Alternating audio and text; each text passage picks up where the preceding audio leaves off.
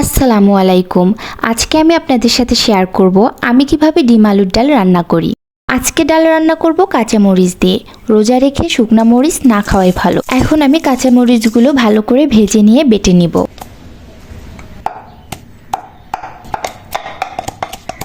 এখন এখানে আমি দিয়ে দিব ৬-৭টা কাঁচা রসুনের কোয়া। আমি আলুর ডালে ২ রকমের ডিমই পছন্দ করি, তাই আজকে আমি ২ রকমের ডিম দিয়ে আলুর ডাল রান্না করব। ডিম সিদ্ধ করেও দিব, আবার ডিম ভেজেও দিব।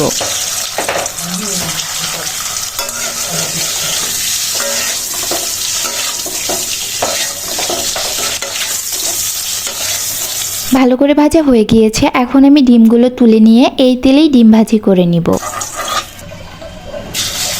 এখন ডাল বাগার দেওয়ার জন্য অন্য একটি প্যানে তেল দিয়ে দিব। তারপর দিব পেঁয়াজ কুচি। পেঁয়াজগুলো ভালো করে ভেজে নিব।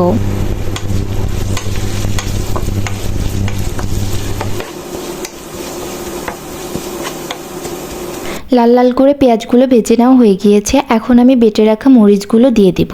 মরিচগুলো তেলে দেওয়ার সাথে সাথে অনেক সুন্দর একটি ঘ্রাণ বের হচ্ছে। কেন জানেন? ওই যে মরিচের সাথে কাঁচা রসুন দিয়েছিলাম, মরিচের সাথে কাঁচা রসুন বেটে দেওয়ার চেষ্টা করবেন, তাহলে অনেক সুন্দর একটি ঘ্রাণ আসবে। এখন দিয়ে দিব পরিমাণ মতো লবণ আর হলুদ। এগুলো দিয়ে ভালো করে মিশিয়ে নিব। তারপর আলু দিয়ে ভালো করে কষিয়ে নিব। ভালো করে কষানো হয়ে গেলে দিয়ে দিব পানি।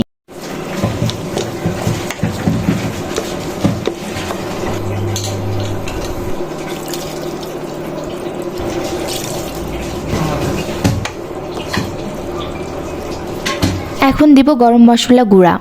গরম মশলা গুঁড়া দিয়ে আবারও কিছুক্ষণ ভালো করে কষিয়ে নিব। এরপর ডিমগুলো দিয়ে দিব।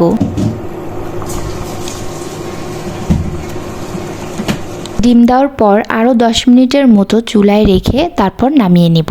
রংপুরের ঐতিহ্যবাহী এই ডিম আলুর ডাল আমার কাছে খেতে অনেক ভালোই লাগে।